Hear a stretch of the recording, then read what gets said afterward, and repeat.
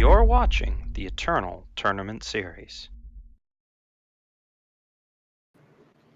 And we are back. This is Mark, aka Chibikawaii, with my co-caster LocoPojo, bringing you Bradykin on Chalice Control versus Gudlock on Time Justice Primal Ramp, which I hear, Pojo, you might have had a little something to do with inspiring, maybe? Oh, yeah, this is a deck after my own heart, for sure.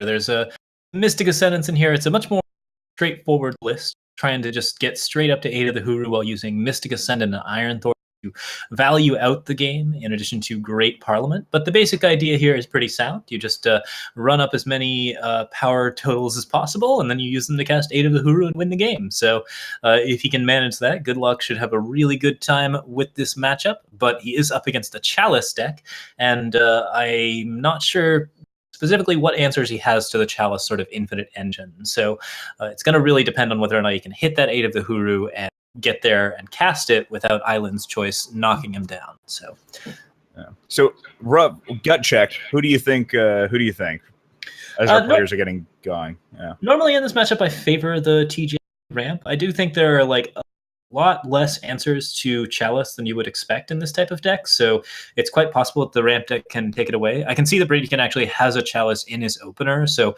that's going to give him a bit of a leg up on game one, and he also has the Island's Choice, which is always a nice thing to have. But yeah, I think Gudlock can probably take this if he plays smart. All right, well, we will see as our players are finishing up their mulligans. Yeah, Bradykin's hand, I'm a fan. I'm liking this hand. Yeah, it looks quite strong. He's got Amber Acolyte to get things started. He's going to be able to just secure power nice and early. He isn't going to be able to play anything on curve. He doesn't find an undepleted power. Basically, all of his seats are going to be depleted for the moment, but he's still looking good on curve all the way up to turn 4 or 5, so Gudlock is going to have to find some better answers. Yeah, and I mean, and like normally that might be a little bit more of an issue, but Gudlock's not really doing anything in the early game either, so this little back and forth and playing slightly behind curve, I think, will be perfectly fine. Yep, it's not looking like it's going to be a terrible issue for him. We do see the Wisdom of the Elders for Bradykin. He's got plenty of card draw. Basically, things are looking very smooth for this deck, which is very good at sort of reliably getting all of its units out. We see Gudlock playing a Temple Scribe. He did manage to get a Secret Pages down early, which is always nice, because a ramp like that means he'll be able to play cards like Iron Thorn on the next turn, or Minotaur Ambassador, both of which really help him get a leg up. Or maybe Iron Thorn into Minotaur Ambassador? Next turn? Yeah. That's the dream. We see another Secret Pages here, so possible that Gudlock doesn't have one of his big ramp cards yet, but nonetheless, he's looking pretty strong. He could play something like Mystic Ascendant here, or he could just continue to try and ramp. We'll see exactly what ends up happening. Ooh, there's a Mystic Ascendant. Yep, Mystic Ascendant into Combre Banner. That's a very early Mystic Ascendant, which is going to force Bradykin to throw out something like a Harsh Rule in order to answer it. Yeah, do you get greedy? No. All right, Bradykin's like, nah, I'm not going to get greedy. Going right away. Yeah, it's a shame, because next turn he actually would have been able to play the Chalice and activate it. Or activated on his Amber Acolyte the same turn. Feels like giving Gudlock a few more turns with that Mystic Ascendant not worth it, though, in Bradykin's opinion. Yep, Gudlock does have the Seraphs here. They're a pretty good answer to basically Bradykin's current hand, because he is able to just generate these units one at a time, and the Harsh Rule has already been used. Bradykin doesn't really have other options to kill them other than Vanquish, which of course doesn't work on Seraph. So, it's just not really looking good for him. He's just going to get continually hit by Seraph's ultimate activations, and as that happens, he's not establishing enough of a card and board advantage to match that kind of just overwhelming power. So he needs an answer to Seraph, and he needs one fast. Yeah, I mean, the Wisdom of Elders, I think, will definitely help things along, helping him dig for that Harsh Rule. But if Gudlock gets him good luck off this Seraph activation, might Aegis unit and just no, just a 12-12, average. 12-12 with a 6 health kicker is definitely not a bad deal. It means that you're above, amongst other things, the big channel the Tempest plays that these Chalice decks can sometimes pull out. Yep. That's one of Chalice's primary ways of killing a TJP ramp deck, is to just basically bolt it down over and over again and not really have to worry about anything else. Bradykin did draw the Harsh Rule, so at the start of his next turn, he'll be able to wipe out Seraph's board and just sort of stall out, which seems pretty good. And this is fantastic. He's actually going to be able to follow up with this Kothon and get that into play. Yep, a good way to get potential Owl, although it looks like he's holding it back since he can play it and activate it next turn if he chooses to. Yeah, I would have liked getting it on the field, right? Because then you can play Chalice activate Chalice on it in the same turn. So it guarantees you a Chalice activation for your next turn. But I don't know. Tomato, possibly. This because I have to imagine this Archive Curator is going to be coming down now. So I guess that still means that they'll be able to play the Chalice. They just won't be able to attack with it next turn, assuming that they want to activate. Oh, they're just going aggressive. It seems like a pretty good plan here. Gudlock's big answer to an aggressive play is to play 8 of the Huru, which actually, without the Island's Choice left up, Bradykin could be in a lot of trouble here. We see an attack, which definitely does get just 1 Owl out. And if Gudlock had 8 of the Huru, he probably would have played it immediately. So we're not going to see an answer from him here. You might see a Harsh Rule to clear the board, but that's just going to be followed up by a Great Parliament, so not looking great for him. Yep, Great Parliament backed up by Island's Choice. Being able to counter another Harsh Rule. Oh, or... Okay. All right, this is a fine line, too. Yeah, there's a couple of good lines for Bradykin here. He chooses to roll Kothan into the Chalice activation, which is a pretty strong way to get a little bit of extra card advantage, although he does lose the Owl to Desert Marshal. Gudlock probably looking for an 8 of the Huru around now. If he can cast it in any one of these vulnerable points where Bradykin does not have an Island's Choice up, that's ideal. But he is at 11. Though, coming down. Yeah.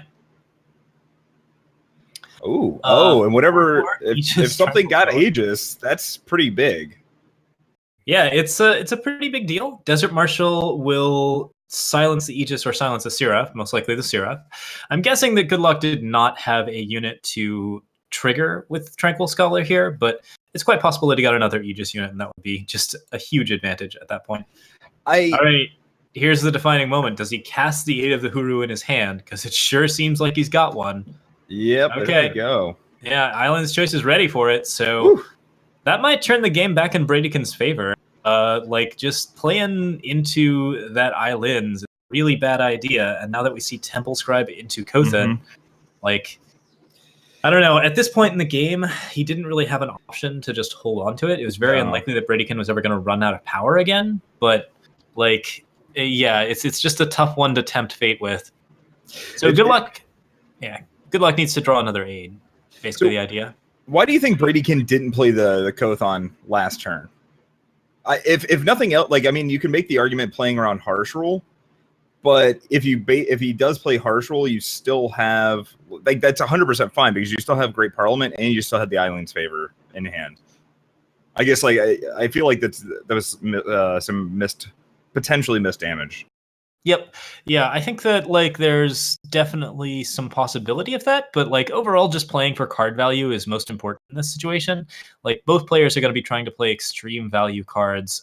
I guess Bradykin really does need to be the beatdown since Gudlock can eventually 8 of the Huru out, but as long as you're just keeping that Island's Choice up, you have a good chance of just knocking his biggest card out. Yeah, he had enough to do both. He had enough to leave Island's Choice out and then also play the Kothon. That's the only reason why I was a little confused as to why not to play it. But regardless, getting out there, getting in there for 8 now. Gudlock falling back down to 25. We'll see.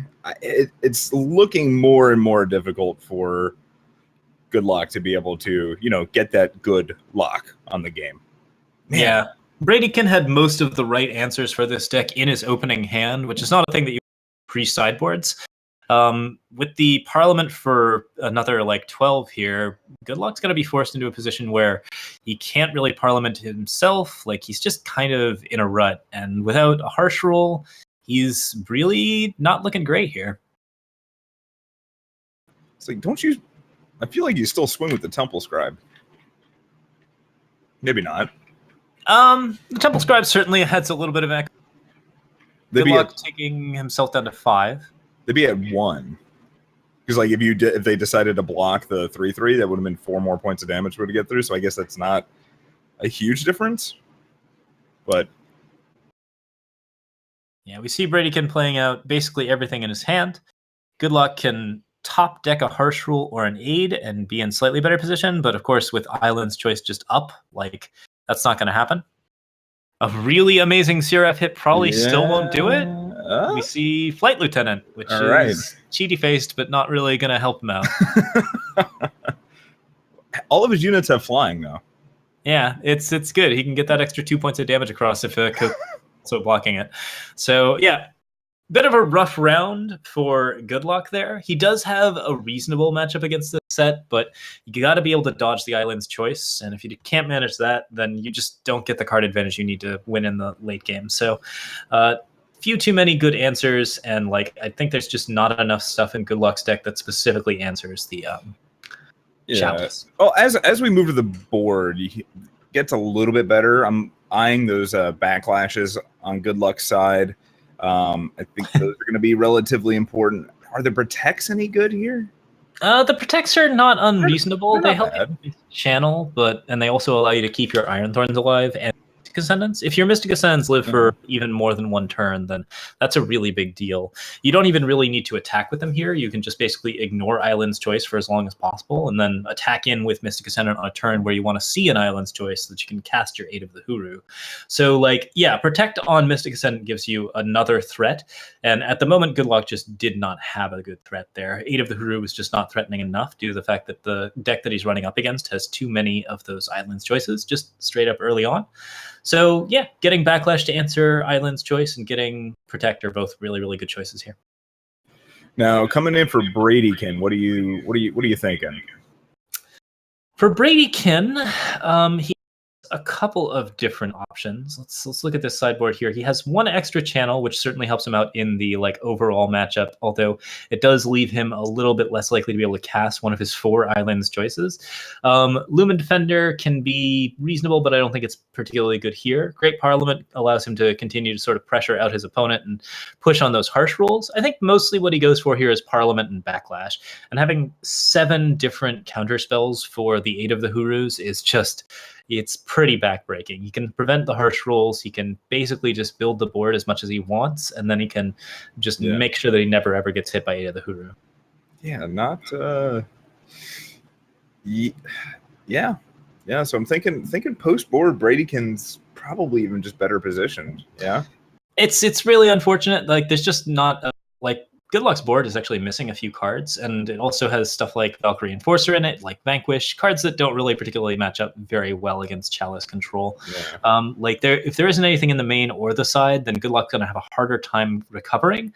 But those protects and those backlashes, those are the kind of interactions that he's looking for. So he can find ways to mess with his opponent's strategy, and basically just like any turn that he can cast an Aid of the Huru is a turn that he wins. So like, if he can find that opening, he can slip through and take the game. Yeah, so looks like players just got done sideboarding, so we're going to jump right back in. Should be good stuff. I'm looking forward to seeing how the matchup continues to play out. Chalice is, of course, like, yeah, I like cards like Rain of Frogs or Decay against Chalice. If you can just get the Chalice out of the way, it's very strong. Bradykin has Island's Favor here to protect his own face, which I don't think there's many cards that actually help him there, but it is just extra power, so it should help him out just fine. Yeah, there really is. There's it prevents the 2 damage from Backlash that Gudlock probably brought in. Yeah, those backlashes are pretty likely to be in here. You know, that turn 14 Aid of the Huru into backlash, I'm not even kidding, might actually be kind of a thing that happens. Oh, yeah. Temple Scribe on 1 looks pretty good, and then like both players are just going to be playing out their initial plays. Bradykin does not have as good a hand as he did before. He doesn't have the guaranteed Island's Choice. He doesn't have the Chalice. That means he has to assemble quite a few different pieces to be in a good position against Gudlock's ramp, because harsh rolls aren't the card that you're looking for sure. And that being said, there are 3 Temple Scribes that Bradykin has, so he's going to be able to drop 2 more. He's going to draw 3 cards this turn. Yep. So, trying to slowly assemble the combo. Yeah. If either player had Lightning Storms, they'd really want them here, but I don't think there's a sideboard or mainboard Lightning Storms for either player. So just gumming up the board with little dudes. I would also question playing. Well, I guess it's not that bad in Chalice. You still hit a good number of your own dudes if you're playing. I guess it's actually not that. Man, Kothon is good. That's just a good card. Can be very strong. You often play it into a harsh rule, and that's like sort of the one thing about the matchup that doesn't particularly work out well for you. But right here, like Kothon seems like a perfectly serviceable unit, and he's preventing his opponent from bringing in things like Permafrost or anything that's particularly scary early on. I see an early Valkyrie Enforcer. Yeah, I don't know if I would have brought those in this matchup. So Gudlock isn't really the beatdown in this matchup, so the Valkyrie Enforcers are a little questionable.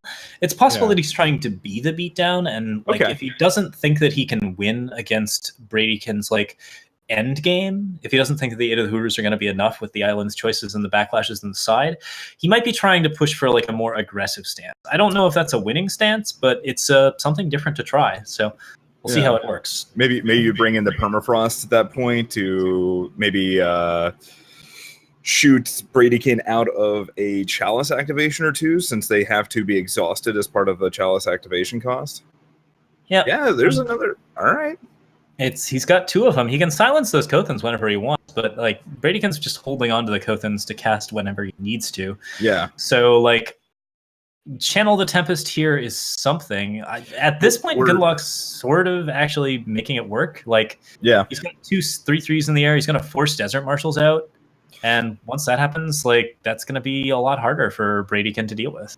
Yeah, I mean Bradykin does have the 2 Desert Marshals, so it's not going to last that much longer because he just double blocks, and the next turn he can do the same thing if he wants to. Important note about Channel, though, we are missing the 4th Primal influence. So can't cast it just yet. Yeah, I like this play from Bradykin playing only 1 Desert Marshal. Yeah, I do too. He's mitigating the clock, but he's not like actually playing completely around it. And Gudlock actually throwing a Parliament a turn before it would give him 2 Owls. He's really trying to push this sort of aggressive strat. And it's still functioning, but it's not going to function for very long. With Kothon eventually being able to get played and also generate an Owl. And again, like just the 2 more Desert Marshals in the hand for Bradykin. Amber Acolyte picks up the 4th blue power, so Channel the Tempest is going to be available for Kin. And then, like, once that happens, like it's all uphill from there for the Chalice deck. Although he's taking 7 here, we'll see exactly how much more he ends up. That is true. We are looking at Bradykin falling down to 7 if he decides to go for a Channel to face, which I have to. Well, all right. Okay, so we're just making an Owl. That makes sense. There's no way you channel face here, but banking an Owl does give him a decent defense. It means that the Parliament Owl is essentially countered. The 3/3 Owl, the 3/3 can't even attack this turn. If Gudlock can knock the Owl out of the sky with like I don't know if he has Vanquishes or anything that he particularly wants to throw at that card, but if he can knock it down, he can actually attack in again. So a Desert Marshal or a Valkyrie Enforcer here would be pretty good. And Channel the Tempest, while a really good card for recovering from like slow control grinds, does not recover you on board. So while he can channel to remove a single unit, like it's not going to help him if Gudlock actually has an aggressive stance here. Unfortunately, it looks like what he's got is to trade an Owl for an Owl, at which point Bradykin is now ahead on board and ahead on cards. Yeah, how do you feel about Bradykin trading away that Owl though?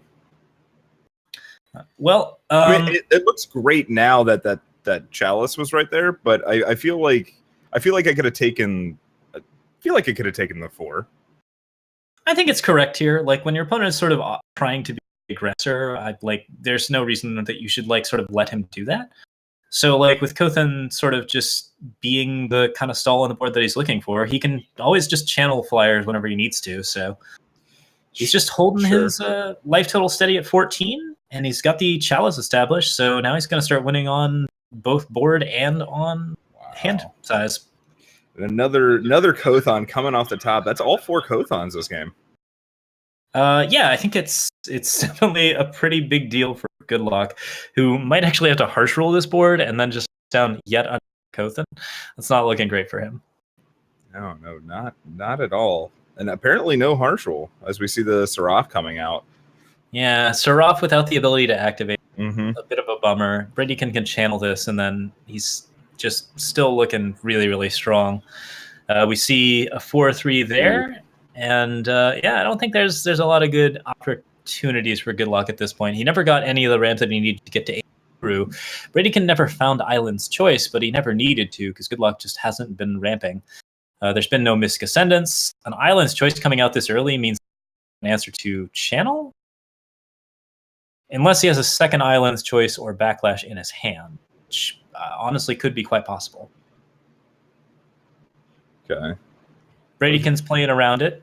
He suspects that there's going to be more counter spells. Just basically wants to play to the board, force his opponent to get like really aggressive and try and draw into those Island's Choices so that he can answer 8 of the Huru when it comes out. So Bradykin gonna fall down to 11 here. Again, like I don't know. I'm not even with my opponent trying to be like an aggressor like this. I'm not particularly worried given my hand. Yeah, he looks pretty comfy at this point. The next Kothan here gives him yet more defense against those owls. And Archive Curator can knock another guy, which just puts him in yet again like a better situation. At this point, he's drawing so many cards off the chalices that he's probably going to find the islands. But he just chooses to activate Kothan here and actually attacks in, which does surprise me. Huh. I almost like the Curator better there because it allows you to block the Valkyrie Enforcer and gets rid of one of the 4/4 flyers. And then I think on both sides there's a stress to use your unit's abilities before they get killed by some particular removal spell, since that translates into card advantage, which is sort of the name of this game, as far as like the two of them are concerned in the matchup. We do see the Harsh Rule. That clears the board, but Gudlock's now very far behind, and Bradykin can just follow up with a channel or additional wisdoms. And 4 chalices. And he's hitting more parliaments than Gudlock. Like, basically, he's just putting a lot more stuff down, and it's really not looking good for Gudlock. Going for the Archive Curator just for the draw. Fine play. Kothan certainly does it. He can keep pressuring here without actually having to do anything. Yeah. And what Bradykin is doing here, I think, is just threatening Island's Choice, like making his opponent think that he has it so that he can just make him make bad decisions. We see a channel, though, so I guess he's not threatening it that hard. The Backlash is there, of course, for the channel. Hey, there's that 2 and that's points. One big spell answered. Ooh. Great Parliament next. Okay. Force Good to have that Harsh Roll. If Good does not have the Harsh Roll here, or Parliament of their own would do it. At least keep them alive. Yeah, if this is bad news for Good. If he had another counter spell, he could have answered it. But I think like at this point he's in a lot of trouble. So this keeps him alive for a turn. Yeah, it stalls for 1 turn. Wait, he had the Island's Choice, or maybe he drew it. He must have drawn it. Yeah. Because there wasn't a pause for that channel. Yeah, that's true. Or, well, for the... Yeah, so Kothan pushing out the board a little bit more. Gudlock can still pick up Harsh Rules, but at this point he's just so far behind, and Bradykin's not doing anything but drawing more. If Gudlock could pick up like an Iron Thorn into a power, that would be really nice. Minotaur Ambassador is actually a really good top deck for him, but he still needs a Harsh Rule as well. Yep. Oh, well, that's gonna be it. So it looks like Bradykin gonna pick up the match 2-0. Yep. Yeah. Like I do like this matchup for like TJP ramp, but I think you need a few more cards that specifically answer the Chalice deck because big control can be a big issue for these decks. So it's interesting. Yeah, and you're saying you think primarily Rain of Frogs and Decay were the big choices that you were hoping to have? Was there anything else? Maybe something more on the main deck side of things? Well, I mean, I run Rain of Frogs. But like, no, like I would say, like basically, like the Island's Choices are a pretty strong decision here on that part. Like if you're expecting to face off against a lot of Chalice decks, then you do just run like some Decay, some Rain of Frogs, and that alone will get you through it. Like if you can just get rid of like the Chalice, if you can get rid of like anything sort of big, then it'll help you out quite a bit. Yeah, the only issue I have with Rain of Frogs is that Rain of Frog's coming down on 4, so is Chalice, so you need to be on the play. Unless your opponent is waiting until 6 to drop their Chalice, but... Oh, yeah, but if you can hit the Channel the Tempest or the Great Part, sure. then, like, basically, there are only a couple of cards in the Chalice deck that are really, really threatening, and if you can cut even 1 or 2 of those out, then you can actually get to your ramp, which is fairly... And Pojo, I'm gonna ask, because I'm not gonna lie. Every time you've seen Rain of Frogs, you've no matter what the matchup has been, you've advocated for bringing it in. So is that should it just be main deck and all decks that can run it?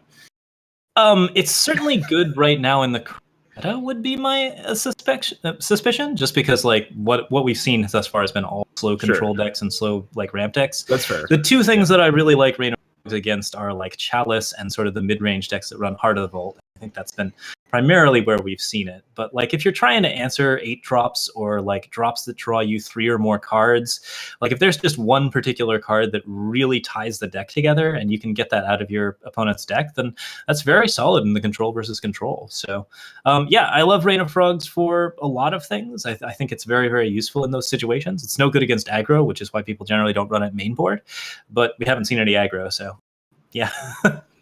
So whoever brought the aggro deck, I'm sure is feeling good. Is Unearthly around? I don't know. But we do have a backup match. It looks like we're going to be watching TheSkeeJay, who's on Moist Praxis, and Leptor, which is on that Time Primal Shadow Control. We're going to be jumping in for Game 3. We're waiting for them to start up said Game 3. And we'll bring that as soon as they actually start. We're going to be getting some deck lists here in a moment, and we'll do a little bit of a rundown. Yeah, it should be fairly interesting. So, like, I can't tell you for the life of me what Moist Praxis looks like. So I'm guessing it's Praxis with a little bit of blue. Oh, and, I believe we've seen Leptor's TPS control before. It's a pretty solid, like, just sort of straightforward list. They were on stream a little earlier today. Mm-hmm. Yeah, were they running the 8 of the Huru as well? That a similar sort of ramp deck? No, I don't remember because there's no justice. Oh, TPS. Yes. Okay. So this is Time Primal. Yes. Yeah. Yeah. So like it was an interesting deck. Okay. Yeah, I remember the 4-color Jank deck. I've seen that has was a top 8 I think last week. So yeah, that deck does pretty well against quite a few different styles, but we've seen it match up fairly poorly against Praxis in the past. And there might be a slight misnomer there because it looks like TheSkeeJay is actually on a big Combre variant. Yep, yeah, I'm definitely seeing some Desert Marshals and Sandstorm Titans here. TheSkeeJay opening up on a pretty decent setup. We've got Sandstorm Titan, Reality Warden, Marshal Ironthorn, all pretty well available, as well as all of the power he needs to cast. Thanks in part to Find the Way. Big shout out to that card. Also, looking at Vara with the premium Vara, I'm kind of digging that. Yeah, I'm liking all of the premium Scions.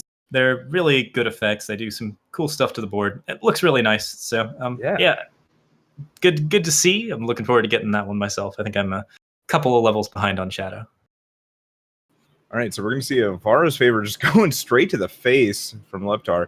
Hey, there's an Awakened student. We're going to get a 3/3 right out. Because I have to imagine that's the play over playing Sandstorm Titan. And that also allows that depleted power from that Find a Way to be played without really any sort of setback. Yep, from here, there is a Desert Marshal play where he could just sort of basically counteract the Steward's blocking effect, but it depends on how much he wants to use those signs early. I'm almost a fan of just getting out Reality Warden and then the next turn activating the Desert Marshal. Yeah, or potentially, like you're not going to be able to attack for damage either way, so it seems pretty unnecessary to Desert Marshal this turn. Yep. He's going to develop out his board instead, try and get like some removal drawn, but just doing his best to sort of set down hybrid threats and make a scary setup. I'm looking, and important to note, Leptor, no Varas. So I'm trying to see if there actually is. There's one Dark Return. I'm trying to see what, and there are the 4 Ions. So, all right. So I guess so Reality Warden doing a little bit of work by not allowing anything to leave the void. Yeah, with the Witch potentially shutting it down, it's going to be a little bit hard Yeah. with Reality Warden. If he Yeah. plays Iron Thorn here, then he can get out of the way of both Lightning Storm and Black Sky Harbinger just by playing a power. So that's a potential line to keep his Awakened Student alive and well, and just keep it being a threat, make the Withering Witch essentially a lot less useful. But if he does that, then he's not really attacking this turn unless he's attacking with the 7/1. Yeah, because we do see 4 Lightning Storms running around in Leptor's deck. I have to imagine he would have kept at least some number of them in. Yeah, it seems fairly likely. The Withering Witch Lightning Storm combo is a very powerful one. Yeah. But Awakened Student actually just dodging the Withering Witch. And we see an Annihilate thrown down there. Sadly, a little too late. Yeah, that's the saying, right? That's how I just pronounced it. It's fine. It's good. Didn't quite work out there. The Reality Warden. I was talking about the play, not the. Yeah. No, yeah. Of course. Yeah, so we have the Temple Scribe here as a potential way to draw more cards. TheSkeeJay can play Sandstorm Titan. I'm actually surprised he hasn't played it yet, just to draw out that Annihilate, since the Iron Thorn seems a bit more important to his overall game plan. But yeah, I kind of like the Valkyrie, playing the Valkyrie Enforcer, getting that on in the field. Silent. Ooh, really? Yeah, it looks like he's loading up. So that extra power puts Desert Marshal in the line of fire. If he double blocks, that's a really bad deal. But actually what's going to happen here is he's going to get 7, and he can play Sandstorm Titan if he wants to pressure. Yeah. I don't know if I don't know. I don't know how I feel about running out that Desert Marshal over the Enforcer. I'd rather save the Desert Marshal so when it can actually do some have a much bigger impact. Yeah. So double Lightning Storm in order to kill the Awakened Student. That's a pretty big deal. Leptor spent 3 cards killing that Awakened Student. Yeah. And he's gotten the he's gotten 2 half cards in forms of Temple Scribe, as well as 1 full card in form of Reality Warden in exchange. But it's still not the best card advantage for him. And TheSkeeJay is actually now in a position where he's starting to weigh down with his board advantage. Yeah, so it looks like Great Parliament is going to come out for TheSkeeJay. That's going to put 2 4/4s. One of them ends up getting blocked by the Steward to the past if he were to attack, thanks to that Sandstorm ability of units can't fly. Yeah, it's kind of rough here because if he can enforce his own Sandstorm to start pushing through, or he could enforce the Black Sky Harbinger to prevent life from being gained. Yep. But if he attacks with either of the 4/4s, then both 3/5s just block 1, and that ends up with almost a net gain for Leptor, where not only does he not take 4 damage, but he kills the owl for free, and he gets 3 back. Yeah, and see, I like this line. I would have Valkyrie Enforcered first just to prevent that life gain, but I'm fine with this, right? Because it frees up the flyers, and now we have 8 power in the air again. Yeah, if TheSkeeJay is not playing Valkyrie Enforcers first, he's not playing Enforcers at all. Yeah. And it looks like he's just trying to hold on to them, find better targets. We do see a second Black Sky Harbinger, and now TheSkeeJay has a choice between Mystic Ascendant or Valkyrie Enforcer, which I think is kind of partly the fault of not playing Seek Power that turn. Yeah. Which I think you still play the Seek Power this turn, just so that you're spending the power. You keep the power in hand, but you spend the power within your deck a little bit more. Yeah, so you can both Mystic Ascendant and Valkyrie Enforcer. Yeah. He just wants to hide the fact that he doesn't have a trick. Ooh. Azindel's Gift, not a big deal here. As far as things go, he doesn't get to play the Valkyrie Enforcer unless he draws a power, and drawing another threat here is kind of sad, but he gets to Mystic Ascendant. He attacks for, I think, 8, 9, 10, 11 here, and he gets to draw more cards if he chooses to. Not sure that there's anything super great going for him, but he at least puts the opponent down to about 4. Is there a 2-drop that does anything? Oh, wait. Oh, he's just going to run out the 2 Valkyrie Enforcers instead of the Mystic Ascendant? Okay.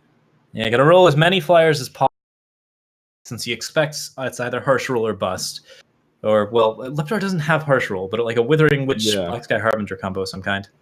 But at only 8 potential power, it would have to be Withering Witch and Lightning Storm. And we've already seen at least 2 Lightning Storms and at least one Witch. Yep. So basically, TheSkeeJay chooses the route that prevents him from dying to just single, and that proves to be the superior route. So from there, he just wins the game pretty handily. Yeah, congratulations to TheSkeeJay picking up the match there, 2-1. Now that's going to be it for this round. We will have the 7th and final round coming up for you guys here shortly. After that, we will be cutting to the top 8, and we'll have our quarters, semis, and finals. So we'll see everybody then, and yeah. See you then, folks.